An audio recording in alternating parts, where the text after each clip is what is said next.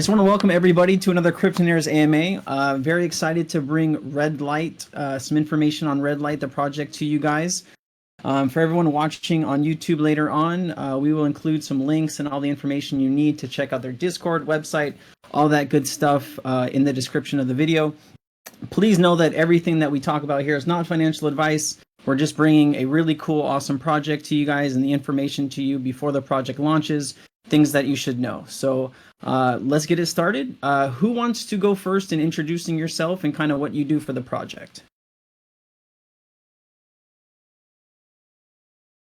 You want to start, Alex, or Magoo? I'll go ahead. We'll go in. I guess we'll go this order.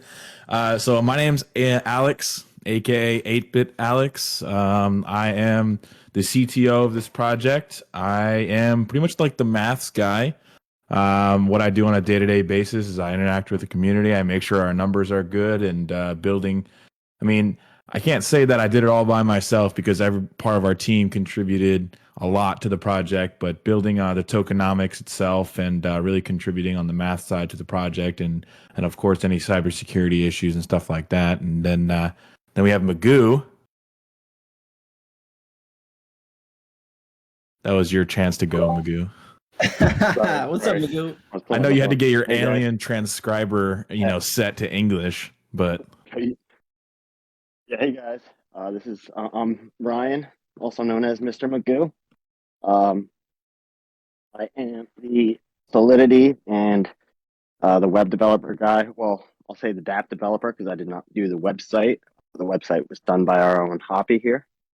So I was the one that took the messy contract that we started with, and I made it into something that worked for us with all the changes that we made. So I was the guy that making the constant changes as we consistently and often changed the parameters of what we were working with here. Great, thank you. And just so everyone's aware, it was you guys forked Soldier Node's code, but kind of went in and just fixed all the problems wrong with it, correct? So, yeah, we took Soldier Node's contracts. That was the starting point. First thing I did was I got rid of their token contract because now that they had shifted to an NFT node approach, their token contract was messy and it didn't actually work. And not to mention that their NFT contract didn't do what they were supposed to do either. So that was another messy thing. So after doing everything that I did, there's a few things left over from what Soldier Nodes was, mostly just the actual creating the nodes and stuff. But for the most part, every function in there has pretty much been gone through and redid to actually do what it's supposed to do. That's good to know, and we'll get more into that a little bit later on. So, Hoppy Cat, what's going on, Hoppy? Is my audio working? yes, ma'am. Yeah, it's a little light. Yeah, just speak up a bit. You're all good though. We can hear you. Okay, perfect. I'm so surprised that my audio is working because I always have problems on Discord.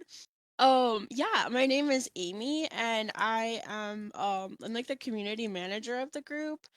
Me and Indy and Red and Shiro and a couple other people, we formed the Red Light Token District originally as like a promotional group on Telegram. And from that we just built this like big beautiful community and we started getting involved in a lot of like node projects and things like that. And so my role has been mostly like working with the community and just like helping run the AMAs. And when we branched over into this project, then I built the Discord, built the website and help manage the nodes community also. So that's kind of my role. Thank you. Thanks, Amy. I'm happy your audio is working, so that's solid. Red, what's going on with you? Hey guys, my name's Rory, but yeah, go by Red on here in Telegram and whatnot. So I kind of do a few different things. So they call it the Chief Strategy Officer, but essentially I've been the man behind our couple of Medium articles, and we've got another one coming out soon. Talk shop within the team. So I mean, Alex is the numbers guy, yep, but we're all bouncing around ideas together to get to I guess the main goal of making something that's sustainable for everyone. And part of my role is to help other people outside of that understand how it works. So breaking down the tokenomics, as you can, well, anyone that's read our white paper can tell there's quite a bit of different tokenomics going on. So yeah, just don't want to say dumbing that down because it's implying that we're thinking our readers aren't intelligent, but more just breaking it down and showing people in a simple way how it all comes together. Basically, he makes my Chinese English. Yeah, correct.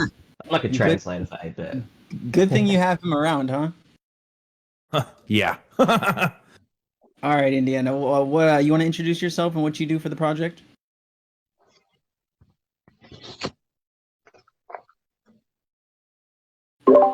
Indiana, do you want to introduce you? Is your microphone working? He might be experiencing some technical difficulties. We'll give him a second. Also, did notice that we've got Shero down in the audience now as well, our marketing man.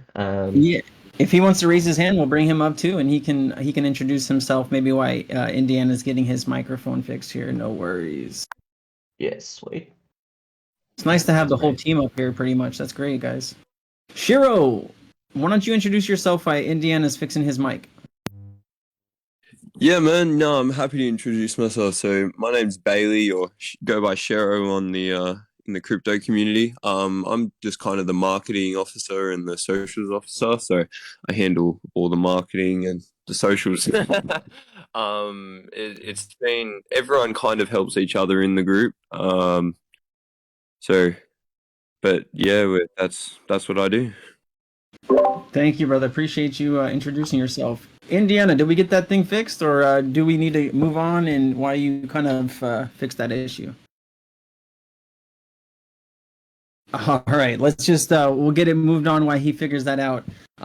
So for people that are watching this, because a lot of people go into our YouTube and watch things later, why don't you guys explain what red light is and what you guys are doing? What is the project? What did you guys have in mind? Just a little bit of background on what you guys have built here. Sure. I can give a little bit of an elevator pitch, and then I think, Red and Shiro, Magoo, and Hoppy are really good at adding on with more details. But basically, the red light node system passively rewards its users through technology that allows its investors to build and compound active reward systems. Through the power of NFTs, play to earn games, and our sustainable tokenomics, our users will have the ability to earn more income than with any other node system currently active for a longer period of time. That was a solid elevator pitch, I must say. Mr. Magoo, Hoppy, do you want to add anything onto that? I think Hoppy should go first and explain a little bit about the red light the whole red light thing and how the red light thing came together and how we all pretty much met. Yeah, please. That would be great to get some backstory, guys. That's awesome. What you got, Amy? Just gotta unmute yourself, and we can hear you.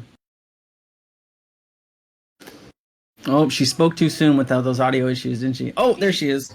I'm here. I'm so sorry. Can you say what it was? I had to step away just for like 1 second. No worries. We're talking So about the embarrassed. project and what inspired it. A little bit of background on it. So, can you add any value to that? Oh, sure, absolutely. We were getting really into like a lot of node plays, and one of the ones that we got the most engaged with was Soldier, and we felt like every other day it was like, no, we weren't like getting properly rugged, but it kind of felt like every other day we were like, oh my god, another horrible update. And then they'd always announce it with like, hey guys, great news, we're cutting rewards in half. I was like, oh, okay. So we were like, there has to be a way that we could kind of do like this, but like do it in a way that it's not gonna end in 3 days. And so I kept begging everybody. I was asking, like, who could develop a contract like this? Who can do this? Who could do this? Like, we have to do this. So, I think people got sick of me saying it, and then, like, all of a sudden, one day, I think, like, a week went by or something, um, a couple people in the group were like, "We could do this," and I'm like, "Oh my god, are you serious?" Like, it's like my dream come true. because we were having so much fun like as participants in these, and we were already running a promotional group, and we'd a lot of people always were like, when are you guys making a token? We're like, I don't know, we're just like, you know, we're helping promo other tokens, like we we don't have our own token. But this kind of just came about, and we were so excited to finally have our own token and get to kind of fix something that we didn't like in the space, which was the fact that there weren't very many sustainable node projects. No, I totally agree with you. It was kind of like the Wild West in December, wasn't it? You didn't know really what was going to work and what wasn't. So it's good that you guys got together and you know, worked together to create this. I know Indiana just came back. Did you get the mic fixed, my friend? If not, it's all good. Yeah. Oh, there he Yeah. is. All right, Indiana. Why don't we backtrack a little bit? Do you want to introduce yourself to the audience so they know who you are and what you do? Yeah, no problem. Sorry about that. I had to switch to my phone, and I'm just using my Beat headphones now. Basically, my name's Leo, otherwise known as Indiana Gems. I guess I'm the CEO, and one of the main people who hatched this plan and brought the motley crew together. And I do what I can to try and lead this group all together.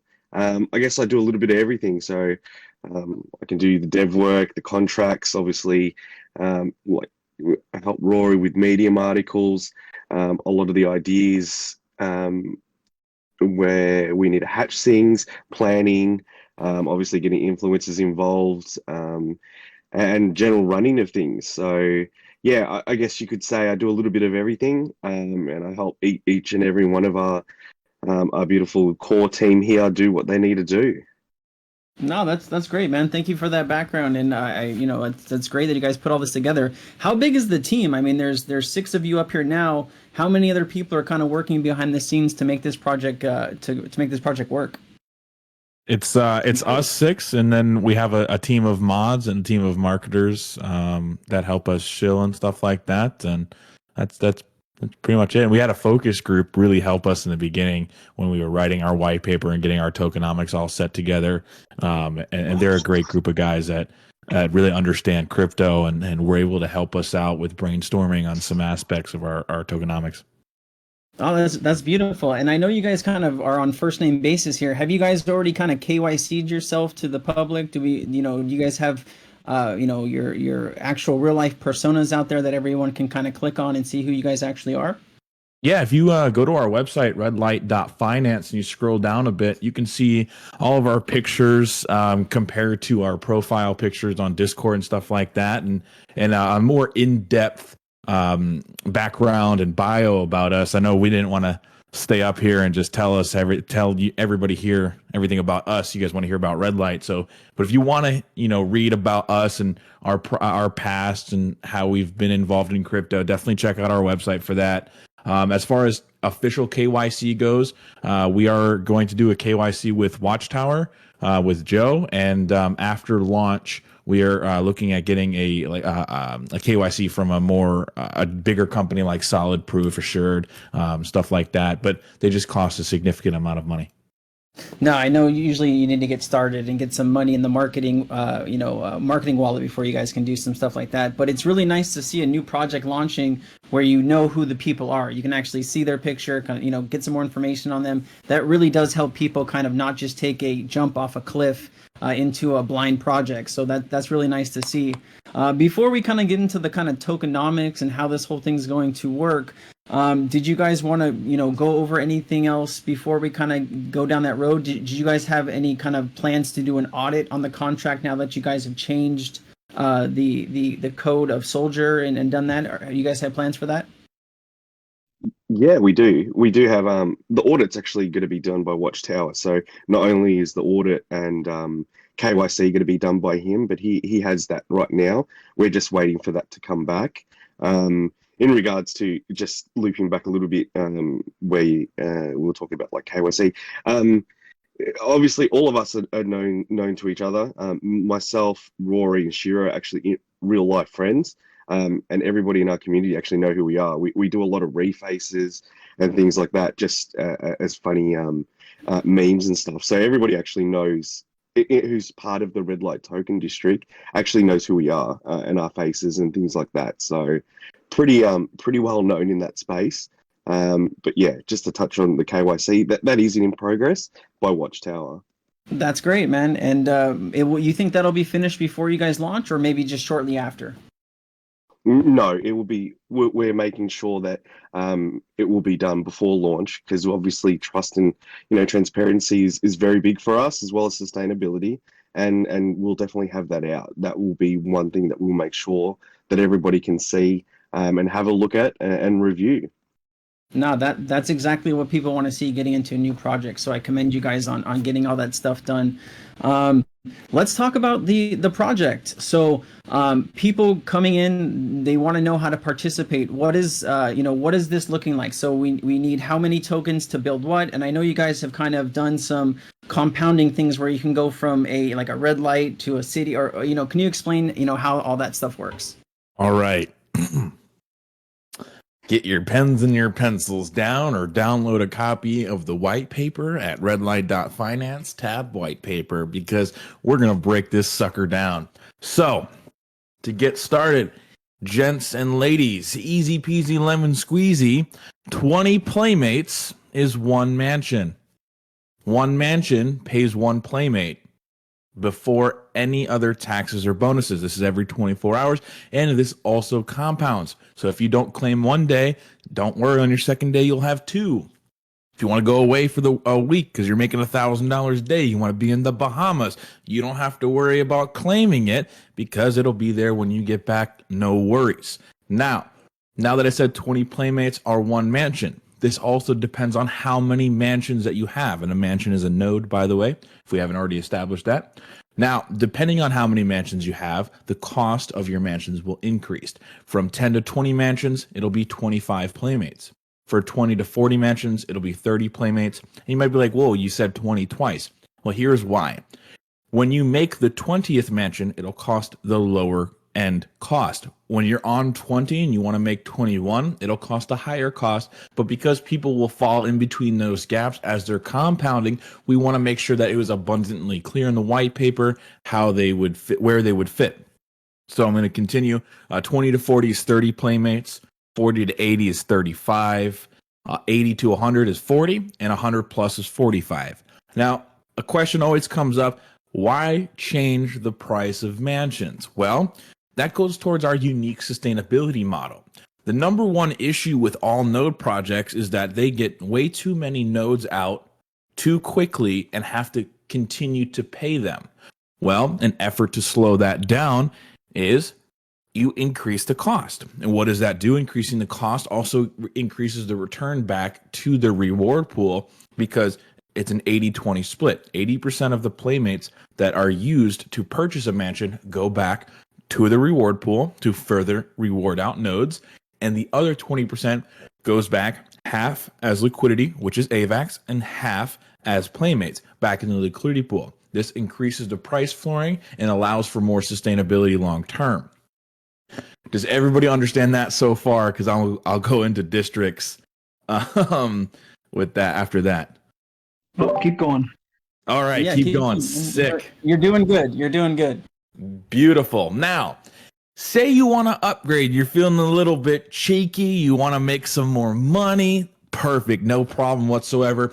You can transfer, and we're going to call renovate. You're going to renovate 20 mansions, and that'll get you a district. Now, this district pays the same amount as one mansion, so you still only get one playmate per day. However, you are getting a more rewarding node, because you get a 1.5% increase on your entire wallet, and you get a minus 1% decrease in claims tax. So you're getting a bonus and you're taking away from your taxes, which is really cool. Now, you might be saying, well, if I'm trading in 20 mansions and I only get one district, I'm taking away from my income. Yes and no. I don't ever recommend you buying a district once you get 20 mansions right away. It doesn't make sense, right? You don't want the 1% increase if you don't have anything to increase, right? So the point of mansions is to, when you get to the point of districts, is when you get to a certain point in your mansions, you can increase your overall percentage by trading some of those in. Say you have 180 mansions, right?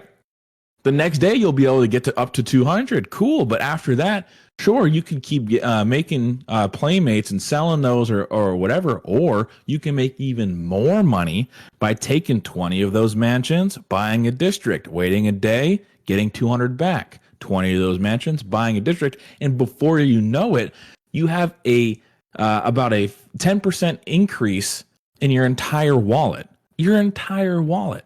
It's not just the districts. It's the districts, the mansions, the cities that are also to come.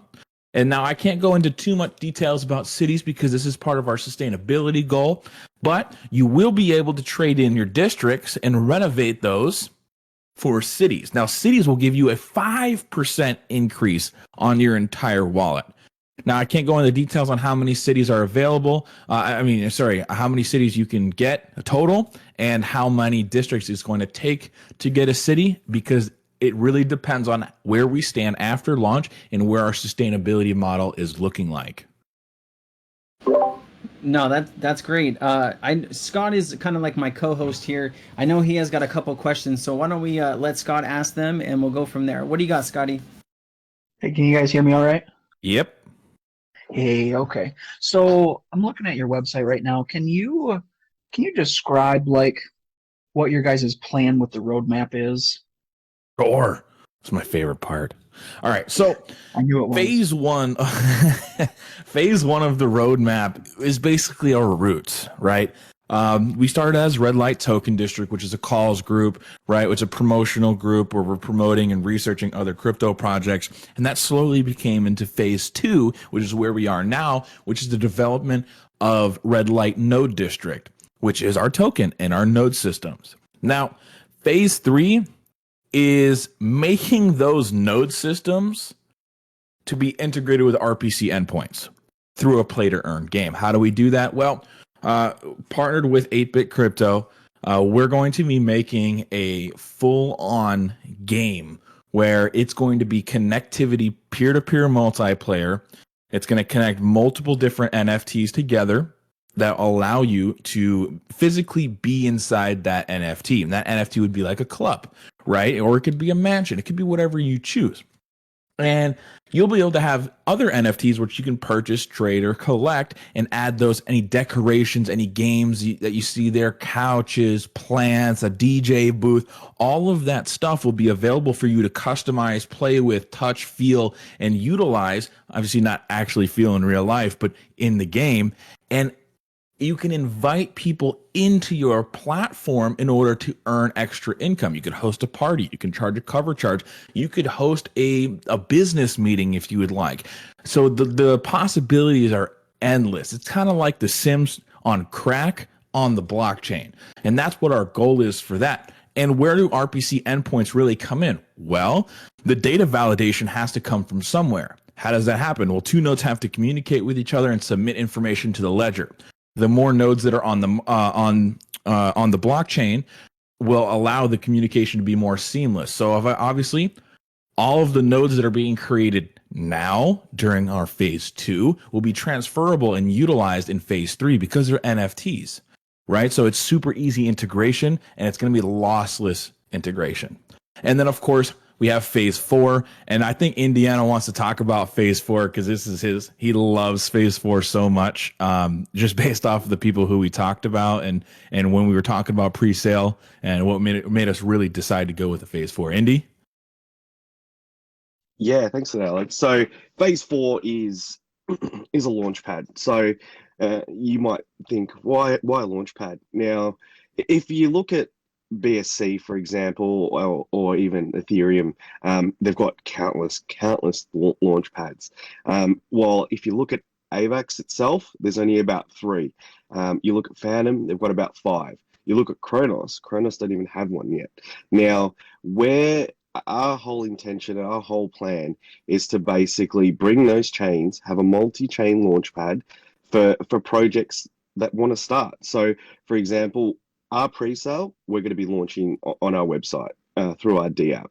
Now, we want to give a vehicle for other projects that might not have really good devs like Magoo or like Alex. And basically, we want to make it seamless for them, we go, hey, yeah, you can launch from us. We'll incubate your project and we'll make sure that you can hit your goal of a liquidity target. Also, in regards to that, we want to make it like a staking platform. So if you think of a lot of the launch pads that have come out now, like NFT pad, and all of those, they basically have a really, really high tier system where it would cost you, say, for the highest tier, maybe 50,000 US.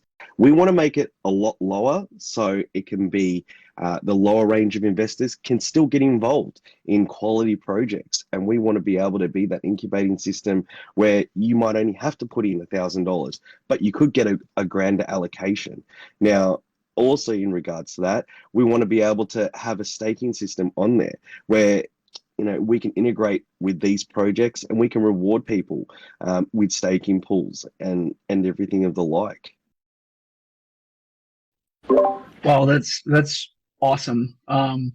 Yeah, I want to go back real quick to your game launch for phase 3. So so are you going to have to hold the NFTs to be able to play? Are they going to be like characters? Like how is that game going to look?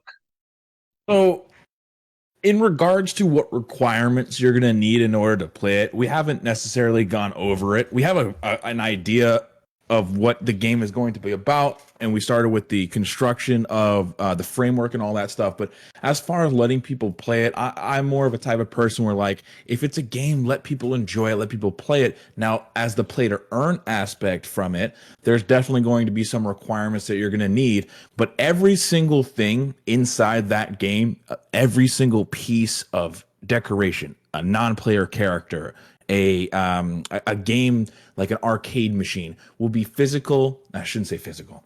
I gotta stop using that word. Will be NFTs, and those NFTs will have to be collected or traded in order to show up. Now, say you connect your wallet, you're playing with your own club, and you have all of these things that you just bought for. And we're not talking about really expensive here. We're talking about maybe a few bucks. You're going to choose to customize and play around with your little club thing, right? And you're like, okay, cool. I'm going to drag and drop this arcade machine. I'm going to rotate it. I want to put it in the corner there, maybe some plants, right? I want to add a DJ booth over here. All of that is going to be possible because when you connect your wallet, the game is going to read what what NFTs you have already collected. And of course, this also means that we're going to have to utilize or create an NFT marketplace within that game. Think of it kind of like a node metaverse.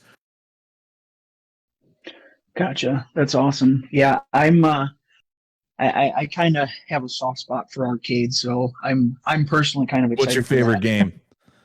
Oh boy, I don't know. I've got a lot of them, honestly. I gotta say, my favorite arcade game was Galaga. I'm a big Galaga guy, so definitely want to put that in there as well. Oh yeah, that'll be cool. So you're going to be able to actually play them. It's not just going to be like. So basically, 8-Bit Crypto is our partner. I work with 8-Bit Crypto. He's pretty much the CEO there. And we are developing a whole bunch of arcade games, and all of these arcade games are going to be on and playable inside the Node metaverse. And I just want to let you know that the entry for even playing the game, like having your own club, would be owning a mansion, because each mansion is an NFT, districts are NFTs, and also cities are NFTs. So seamless integration. That's awesome. I really like that, actually. That's a good way to. It's utility. It's utility. Yeah. They're building utility for the token, which is exactly what you want to see for sustainability, right? That's 100%. really cool. So can you guys explain about the tokenomics and the taxes behind all of those and what the taxes go to? Or Indy, you want to talk about the Treasury, or do you want me to start it and hand it off to you? How do you want to do it? Yeah, so just talk about all the taxes first and how basically our sustainability model works, and then I'll go into the Treasury as a continuation. Okay, perfect. So we came up with several different sustainability features that allowed us to look at it differently than other node projects, right? So Because of our unique node cost token distribution, which is the mansion cost, our claim tax, which is 15%, our sale tax, which is 10%, our transfer tax, which is 40%, and I'm going to go over this in a second, our whale tax, which is dependent on how many mansions you have, and of course we have that node tier system, which is the mansions, districts, and cities. Now, let's backtrack a little bit. Start with transfer tax. Transfer tax is set at 40%. And everybody in here is probably like, holy crap, 40%? That's crazy. Well, the reason for that is because we found out that especially during pre-sale and early stages of our token, we did not want people to take advantage of it and simply buy up a massive amount of playmates and transfer them to individual different wallets and then circumvent taxes that way, because our whale tax is, if you have less than 20 mansions, it's 2.5%, 20 plus mansions is 5%, 50 plus mansions is 15%, and 100 plus mansions is 25%. Because of this, we have to implement the transfer tax so that way you can't just buy 10,000 tokens, split it up between 20 different wallets, and have less than 20 mansions and not pay more taxes and circumvent the sustainability model. That's why we have the transfer tax. And after doing the math, the 40% came in, actually makes it literally even as if you were to transfer your tokens or not, you will still pay the same amount of taxes. Interesting. That's okay. I like it. I think it might put some people off as far as wanting to transfer, but I mean I see Sure. the point No, I can behind get, that. I get that. And I 100% agree. I mean, I would be put off in a normal crypto project that I can't transfer my tokens without a 40% fee. But then our entire platform and our argument against that is, hey, look, man, we're trying to be here 6 months, Right. 1 year, 2 years Right. down the line, and And not from that just today. aspect, I can see why you guys chose that. Sure. Is what my next statement was going to be. So no, I don't have a problem with that at all. I mean, sustainability is the key and the goal, and I guess if someone has a problem with that, then maybe this isn't for them. But And then I wanted to answer the second part of your question, which was, where will these taxes go? Right. So for the sales tax, 50% will be collected and go to the Treasury pool, which Mr. Indiana Gems will talk about, Leo. 30% will go back into the node reward pool, again, feeding the reward pool so that way it stays healthy. 10% will go back as liquidity. Now, that's awesome. It increases the price flooring, again, sustainability. And 10% will go into the marketing wallet to fund marketing ventures. And why 10% in the marketing wallet? Well, new users is always good. It always feeds the reward pool, and it's always good for growth. So that's why for that. If Indy, you want to go over the Treasury? Certainly can. So, as Alex touched on, we've obviously got all these taxes. They're a little bit overwhelming, overbearing, but there's a reason for that. Now, like we said, sustainability is our main, I guess you could say, mantra for our project. And those taxes that filter into the Treasury will be split into two. So we'll have basically a 50-50 kind of Treasury. You might ask, why is that? So 50% of that Treasury, which the funds will be there, will be used for manual buybacks. Now, the reason why we don't have an algorithm for automatic buybacks and things like that is just in case we get attacked by a lot of bots trying to figure out how to work it, how to trigger it. I've personally seen in projects that I've invested in, one which you guys might know is Everrise. They had a Kraken.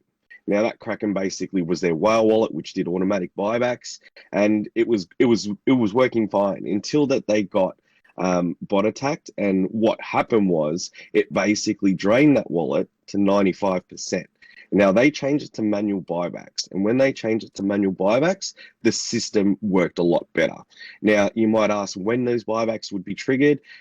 They could be triggered of a multitude of different things. So one of them would be to obviously alleviate sales pressure. We believe that our tokenomics won't create massive sales pressure that you might have seen in previous node projects, but we will do buybacks in that regards. The other 50%, which will be community voted. So we'll put options, and I guess this has been done before. A good example would be Thor have done this, is basically allocating those funds into stable kind of projects like maybe Tomb, so buying some Tomb shares, or we actually might buy Thor nodes. We might buy 10 of them, 10 Odin nodes. And obviously, with nodes that once you buy it, that investment money, we can't recoup it because it's already been allocated into their contract or their node system.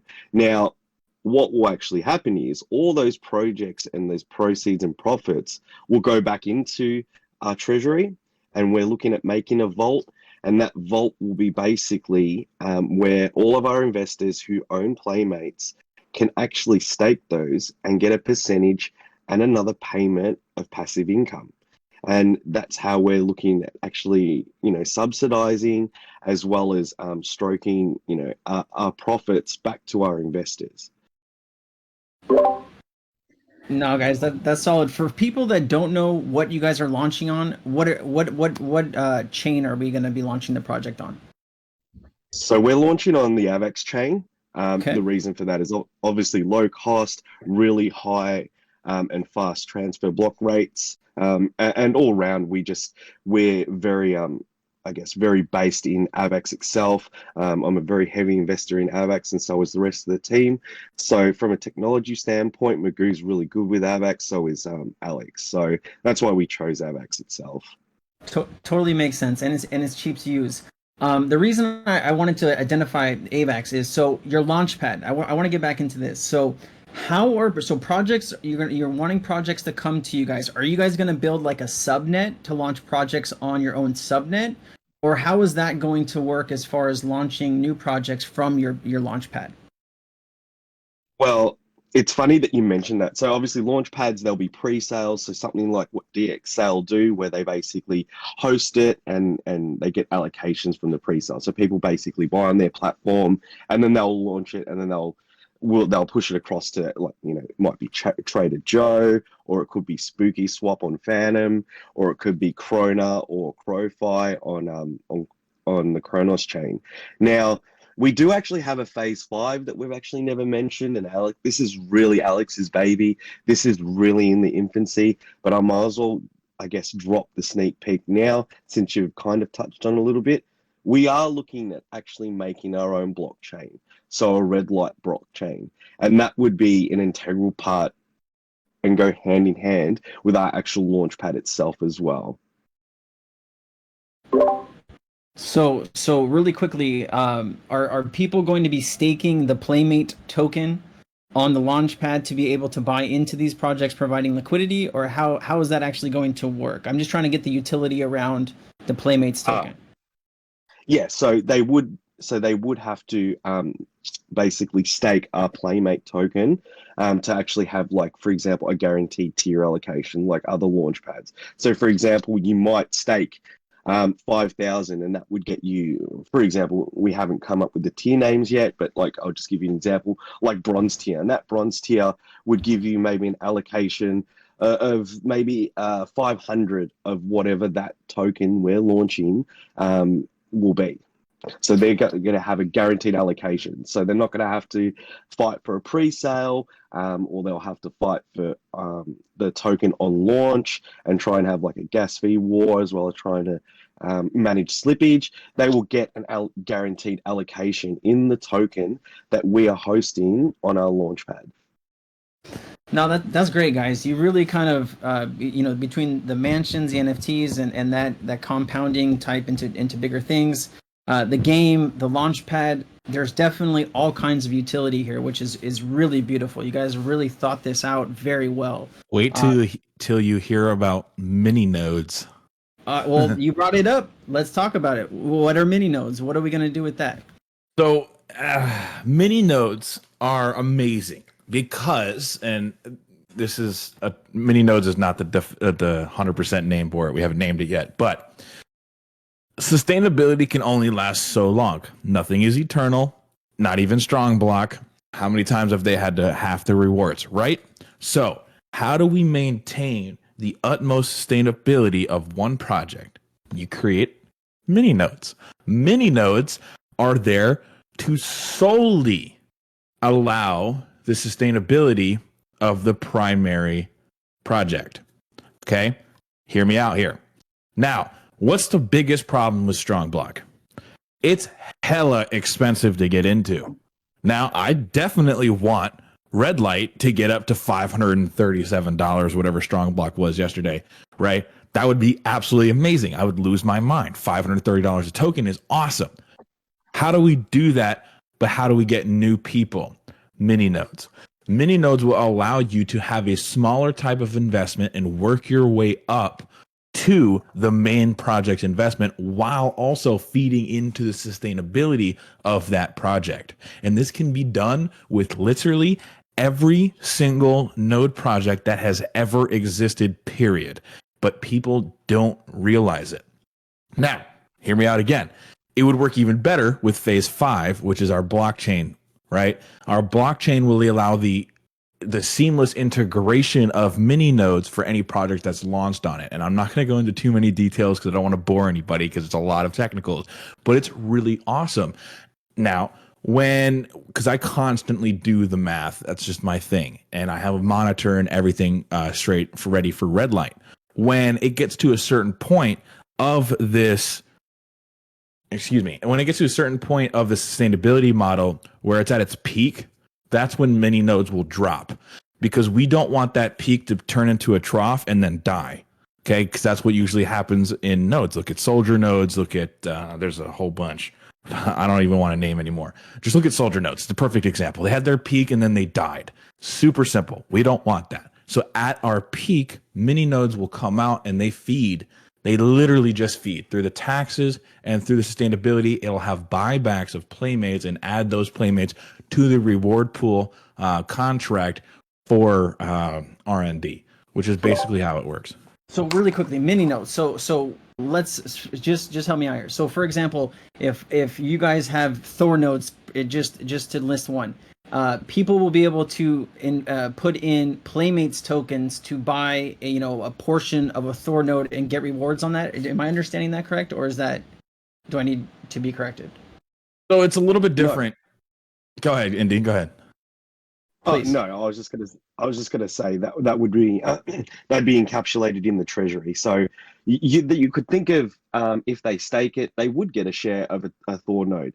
As far as them owning the node, no, they won't, because we will be owning the node. But all the proceeds and profits will be paid out to them. So if there's 100 people who are staking on that particular investment, then yes. So we're looking at having maybe one or two or multiple vaults, but obviously we'll have one as a proof of concept so everybody can see how it works and see how their investment comes back.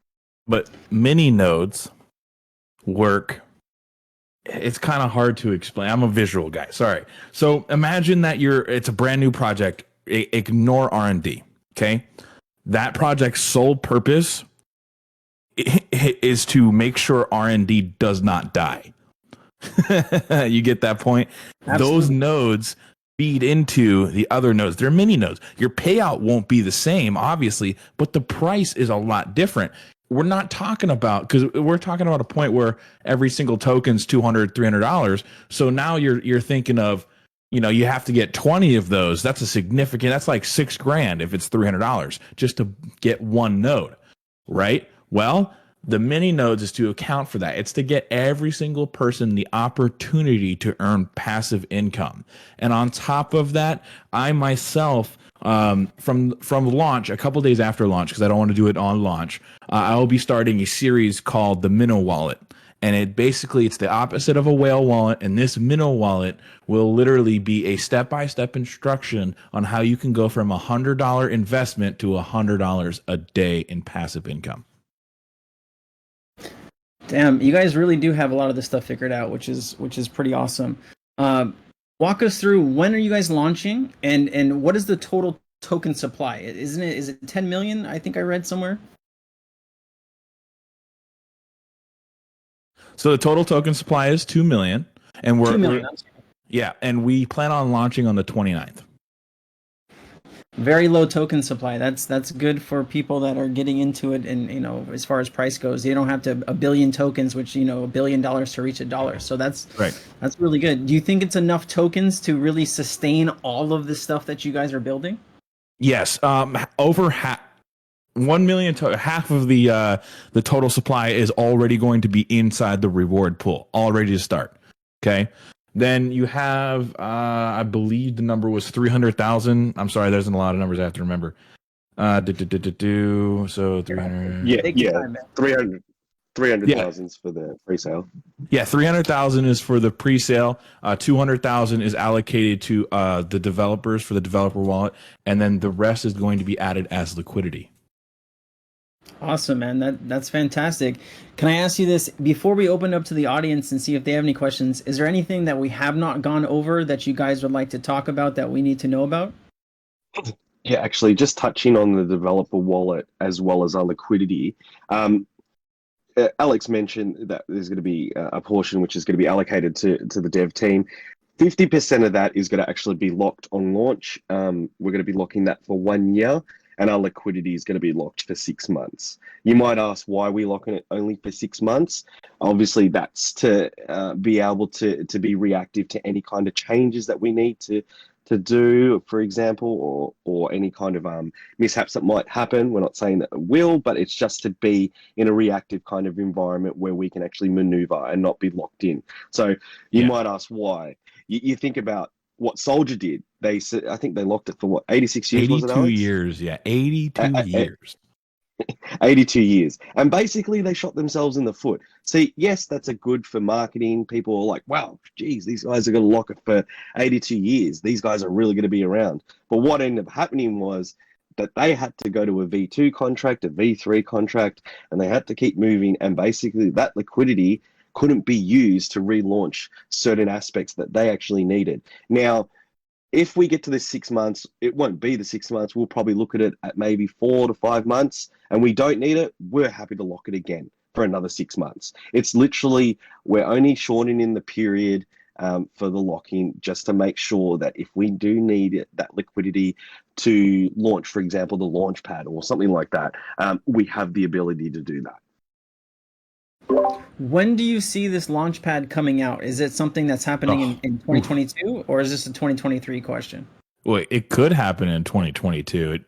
It really depends. There's a lot of factors with phase 3 alone to even just get into phase 4, right? Phase 4 and phase 3 could come out at the same time, right? It really depends, obviously, on how our token is doing, the sustainability around it, and what we have to do in order to make that vision possible. Because what we're talking about might, myself, Mr. Magoo, Indy, Red, we might not, like, all of us here might not be the only people that we need. We might have to hire somebody or a couple of people to help us, because not all of us can be available at the same time. Or, we're talking about things that even multi-million-dollar companies have a hard time getting out, right? So it's something that really depends on our launch, which is what we're fully focused on. We want to make sure that this token is 100% as perfect as we can make it. And then after that happens and everything is smooth sailing, we have a great core team of moderators and administrators that can help out. Then we're going to start focusing on phase 3 and phase 4, etc. We're going to take it one step at a time. Dang! Now you guys definitely have a great friggin' plan. I mean, you got me in. I'm definitely going to be buying into this. Anything else we haven't gone over before we open up to the audience? Pretty much everything from our part. Obviously, opening it up to the audience to see what queries or questions they might have that we haven't covered. But as a project, I hope that we've laid it out for you guys, for all to see. I do a lot of these AMAs, guys, and you've laid it out very, very well. Very, very, very well. Guys, raise your hand. We'll bring you up on stage so you can ask a question. Oh, we got some questions.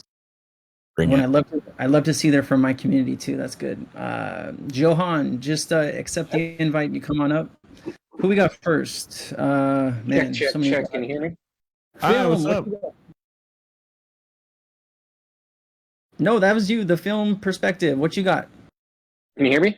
Yep. Yes, sir. We can. Yeah. So the tokenomics, I was curious.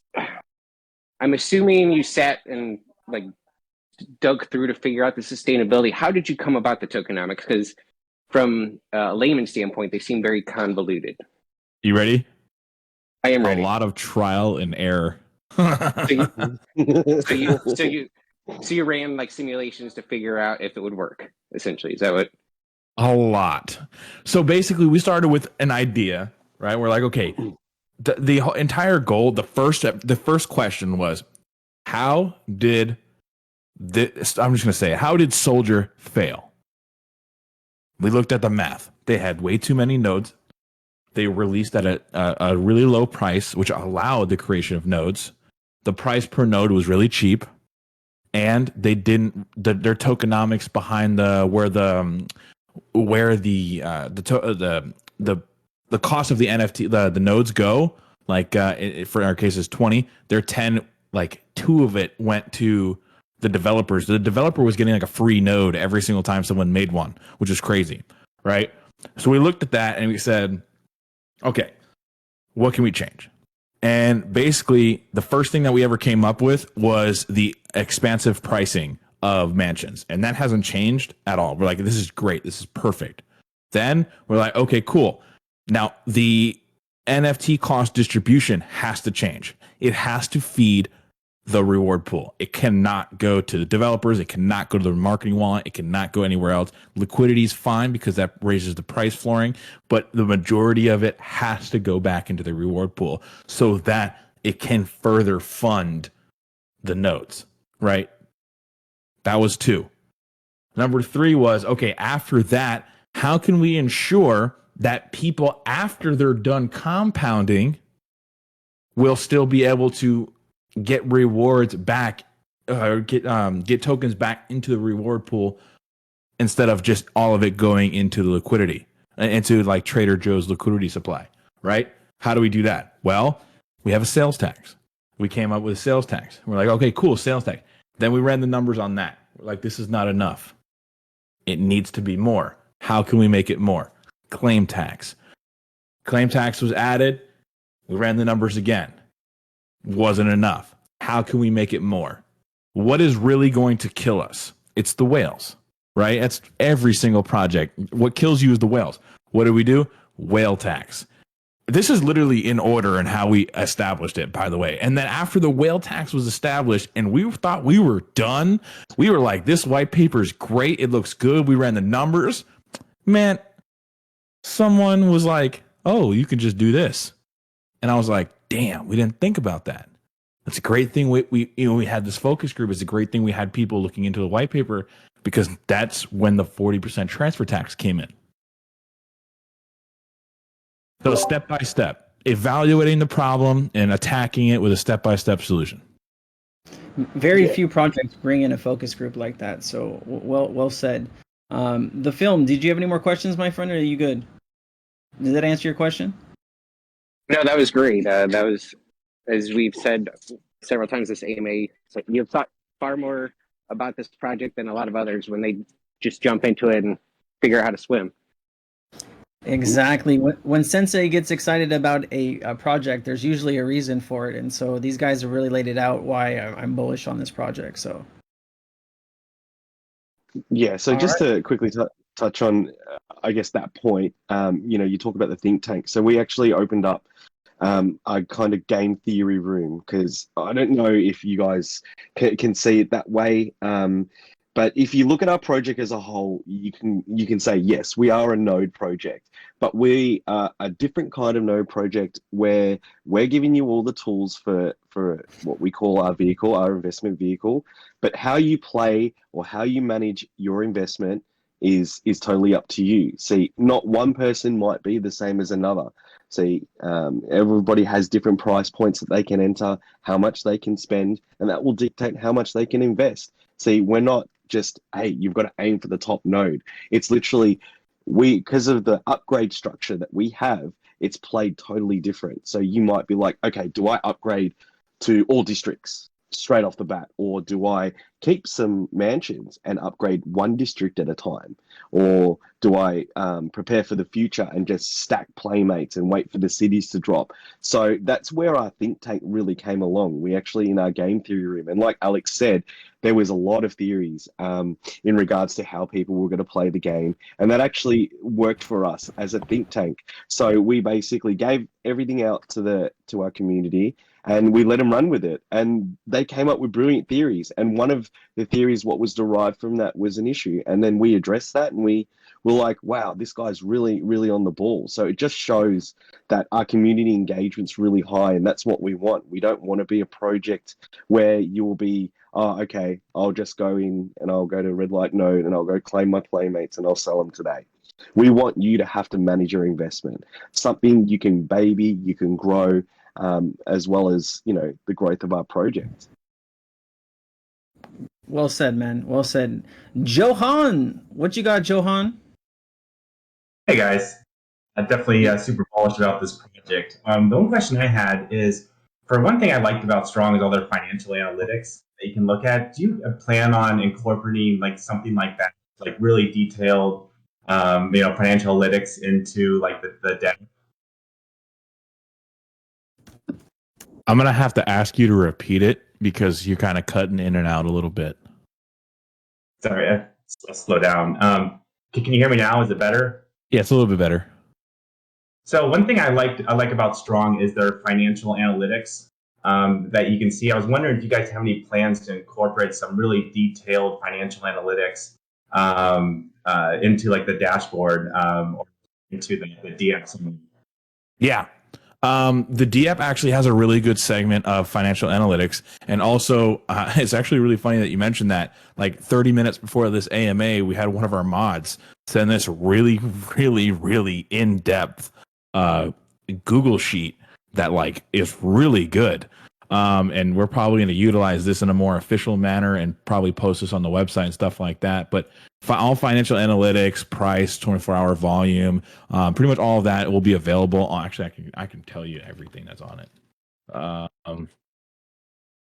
could tell you. Hold on the DApp, we have, so the price will be available, market cap, 24-hour volume, right? The treasury amount, the nodes amount, your nodes, your rewards.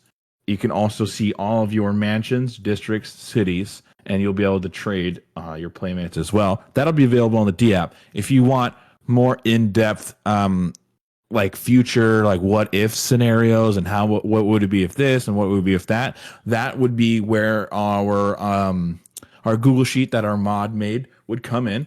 Now, I'm a little bit hesitant on releasing this officially just because it's really, really good. And we want people to, like Indy said, we want people to explore a little bit. We want people to have theories. We want people to have fun with it. And this might ruin it a little bit for some people. Got it. And then if one other question I had is do you guys, as you're looking at these and you're looking at the sustainability, will you guys cut the payouts if we need to sustain it? Yeah, so that's a great question. Something like that, if it was needed in the future, is definitely something that we would have to look at, obviously for sustainability purposes. But it's not something that we would do behind closed doors. It's not something that we wouldn't announce to the community, right? We're extremely transparent. Obviously, if you sit there and you announce in the Discord and the announcement is like, "Hey, we're cutting rewards in half," period. And then send it, everybody's gonna be like, oh, what the hell, what's going on? So we're gonna have all the information available. Like I said earlier, I'm constantly running the numbers, and I will constantly be running the numbers because sustainability is my thing. So when it gets to a point where like we need to have the conversation, we definitely will set up an AMA for it, have the conversation with the community, answer any questions that they might have. But that's also why we developed mini nodes, is to avoid situations like that. Yeah, I think having that financial analytics too, people kind of have an idea, or people that love math like myself, kind of be able to figure out what's coming sooner than, because the math doesn't lie. Yeah. Yeah, and also too, guys, remember that any node project, it's always the first, first people there are always getting the best rewards. And as the project goes on after time, right? Node rewards on any platform you look at, doesn't matter. They always go down over time, right? Nothing is kind of forever. And so it's always kind of adjusting depending how much, is happening with that particular project. All right, Johan, thank you so much for your questions, my friend. You all good? Did you have a third? No, he's gone. All right, some dude. What's up, some dude? Hey, what's going on? So I had a question in regards to the nodes becoming NFTs. Does that mean they're transferable? And then a second question, your future Launchpad, will that have its own native token or will that have a token period or will it be Playmates? Just a little more info on that. I can answer the first question. So the first question, the mansions are NFTs, or sorry, nodes are NFTs. Mansions will not be transferable, but districts and cities will be transferable, and that just gives you another aspect of rewards, right? Because if I wanted to, and I had 200 mansions, and I didn't want to upgrade my mansions, I can go to somebody who's selling a district, and I can buy the district from him, right? And it's all be available on an NFT marketplace. So yes, mansions tradable, no. Districts and cities, yes, because they're all NFTs.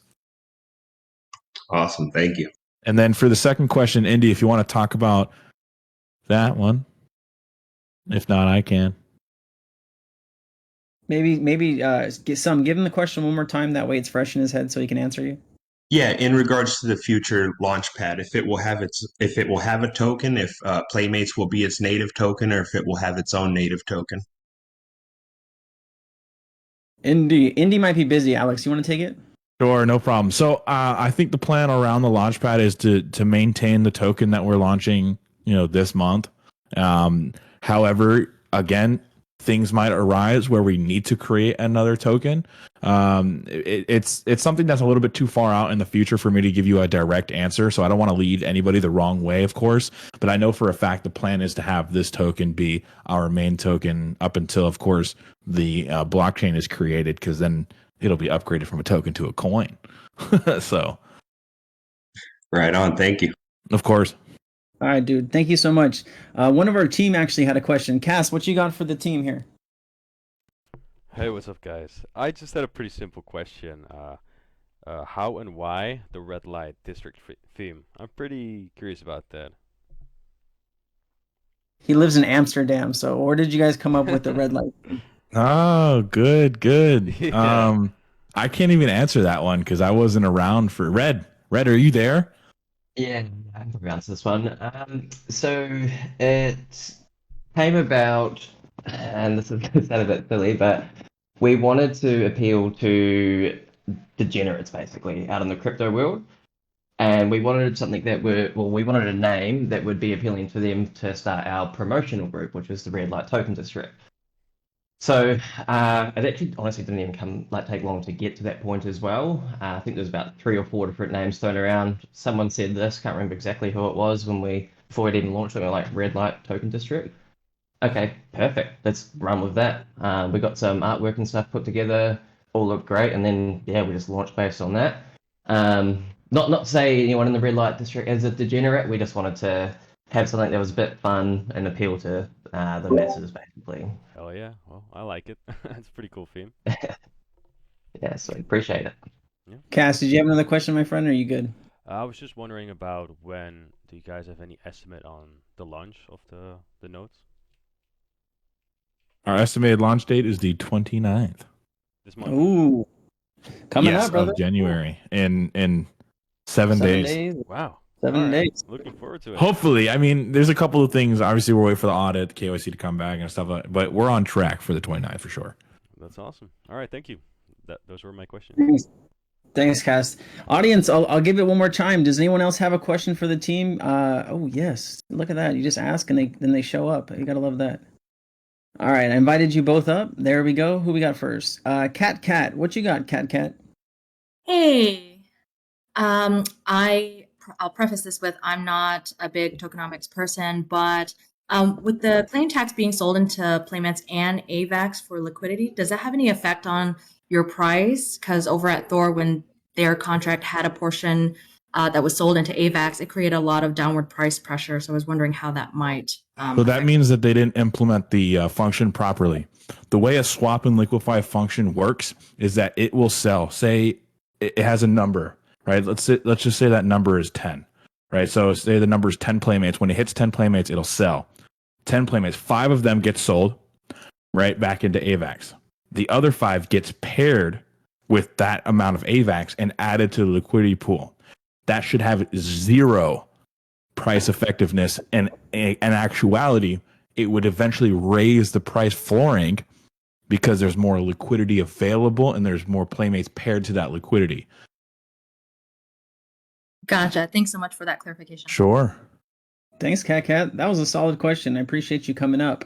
Moon, I know you're a new member here. You just got to click the green button that's pretty much staring at you. It's at the top of the screen there. If you click it, you can come up and ask your question. Oh, you found it. Wait. Before he asks, can I guess? I want to guess. Is he going to ask that is Indy wearing pants? You are absolutely correct. Yes. All right. I know my persons. Well, Indy? Is that the real question, Moon? That's pretty funny. Yeah. Indy, are you wearing pants? I mean, you're not there. What's going on?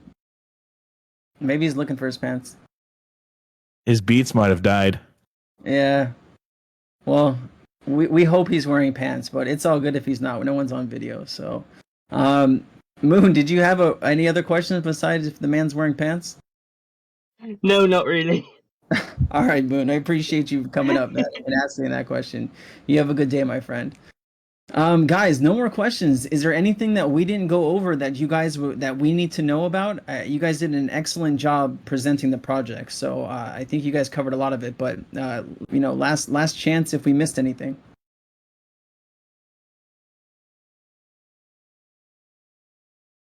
Yes, right. I was muted. I'm so sorry. I was talking. I was muted. Redlight.finance is our website. Please come check it out. Join our Discord. And if you like Telegram over Discord, some people do. We also have a Telegram as well. And I know I can speak for everybody in the team that we are always available. You can create a support ticket or DM any one of us if you have any questions about the tokenomics or about the token in general, or you just want to pick our brains about anything. We're always available for you guys and to help in any way. I think some did have one more question. Some, what you got? Me with it. Yeah, I did. I was just thinking about the 2 million tokens there. Are y'all expecting any kind of, I guess, back orders for the launch? Because I mean, I'm thinking Cryptonaires alone will probably take out 1 million of those tokens, 500,000 at least. Well, that's not really possible because the added. So first of all, it's a great question. It's a great question. The way that the decentralized exchanges work is that we'll be pairing a certain amount of tokens with a certain amount of AVAX, right? And when you try to buy a certain percentage, after a certain percent of price increase, it won't let you purchase anymore. So that's a great thing. That's a great problem to have. If everybody's buying up the entire 500K, right? Eventually speaking, the price will be extremely high and everybody will be happy. Right on. Thank you. Yeah. That's a pretty funny thing, though. I mean, here at Cryptonaires, we really do like our node projects. We welcome you with open arms and big hugs. Yeah, because we've got 1,600 people that want to get in on this probably. So, well, Hoppy wants a llama, so it's a win-win situation. We'll get him his llama. I think a kiwi. I can't even queeve. I can't say it. Just what's your question, my friend? No, just kidding. All right, we're not gonna do that. All right, guys. Well, I just wanted to thank you all again for your time today and enlightening us on your amazing project. I think this is going to be a very solid project, and I look forward to participating. And I know my community is looking forward to it. I would ask that when we get to the phase 3 and the phase 4, we have you guys back for an update. We'd love to have that. And we wish you guys all the very best. And if there's anything that you guys want to say in closing, please do, and we'll end it here. Thank you so much for having us, man. I appreciate it. Thank you for having us. Absolutely. Hey, can you guys hear me? Yeah. We can hear you, Scotty. What's up, baby? Finally, my mic is working. I couldn't get it to work. So I do have one question about your launching. So is there any kind of mechanism to where there's like a cooldown period to where you can buy, say, 100 tokens only per wallet for X amount of time, and you can't transfer for X amount of time, or is it just you can buy as many as you want at launch? Magoo, do you want to handle that one? Sure. Well, I mean, where it talks about how to, handle those whales that seem to scare everybody, and rightfully so, especially on a project that's going to receive this much hype.